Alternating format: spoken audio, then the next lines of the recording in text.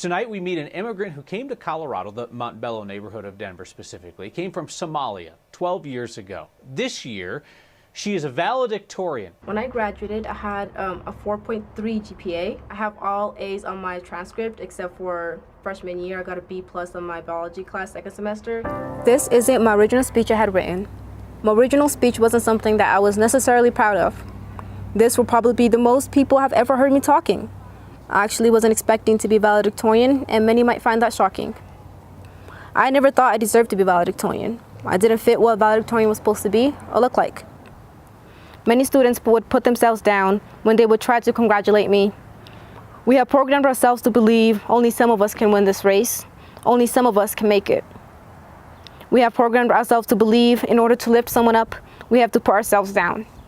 I have learned that we all can win. I have learned that I don't need to put myself down in order to empower and uplift my peers. My success, my wins are not only mine, but also yours. My peers' success, their wins, their achievements are also mine. I want this speech not only to be about my experiences, but also of the experiences of my classmates and many others. Our senior year, we mainly focused on writing scholarship and college essays. The main question of those essays being, who are you? I always got frustrated and mad at this question. I, like many others, didn't know how to answer this question. Being a first-generation immigrant has made it tough to pinpoint who I am. Does the place of my birth define who I am as a person? What makes a person who they are, I would ask. In high school, I would tuck and hide away some of the things that shaped me. I hid the music and clothing that followed me overseas at age 6 underneath my bed. As I returned home, I found it hard to pull them back out. Identity is a tough subject for me. Although NCAS has its own issues, from teacher turnover to the looming fear of being shut down, I felt safe at NCAS. I wasn't afraid of being discriminated against. I felt like I could finally be me. Out there, it's a whole different story though. People don't know what to say or how to act when they see me. I won't be able to be my complete true self because there will be people who will use my actions and words as representation of all African American Muslim women. It shouldn't be our responsibility to represent a whole group of people. We are all different with different values and life experiences. I have learned that these life experiences, along with the relationships we join and leave, and what we value, contribute to who we are as people.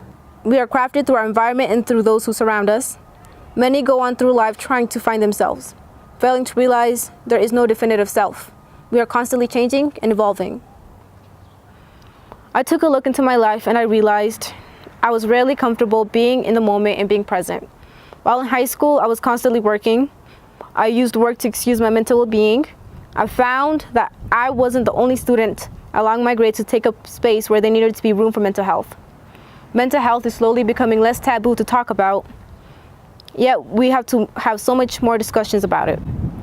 We all feel this immense pressure to be part of every organization at our school and to have great grades, all while balancing a healthy social life. We also feel this pressure to have our whole lives planned out, to know what we will do with the rest of our lives outside of high school, and to be successful in everything we do. My call to action for upcoming seniors and school administration is to make mental health a priority, inside of school and outside. For me, self-care was participating in projects that totally aligned with my values. I learned to put myself first and to be okay with putting myself first. I learned to live my life for me and for nobody else.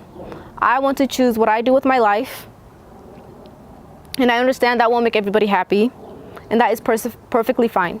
Our job isn't to please everyone. It doesn't help, though, that every corner we turn, we hear about crippling student debt, rising rent prices, and low work wages. It feels as if the world is burning down before we even have a chance to enter it. I have learned, however, to invest in my relationships. Having strong quality relationships with teachers, friends, and family has helped me not only in high school, but also through this pandemic. Being around my amazing best friends always seemed to silence the chaos of the world for a little bit. Most of my time in high school, I was angry though. I was angry because the world wronged others. I'm angry by the deaths the world watched take place. I'm angry at the dreams it has crushed. I'm angry at the world for having favorites. I was and still am angry that our school doesn't have the same opportunities or funding as other schools. We have so many great students who don't get the recognition they deserve. We have so many talented individuals that are one day going to change the world, but we hardly hear their names. Individuals like Lewis Gordon, Olivia Reynolds, Yamilet Martinez, Malik Young, Gabby Garcia, Angelica Janis, Brisna Flores, and Eric Hernandez. Those individuals are just a small fraction of us. I have been fortunate to join Mama Bird Media, where I now have a platform to grow and hopefully empower and uplift other students. I wouldn't be standing here giving this speech if it wasn't for my Mama Bird team. Their support and constant love has empowered and pushed me to take up space and live in my power as a strong, capable, deserving Muslim woman. I am stepping into my power, and I encourage you all to do the same, especially in our current environment.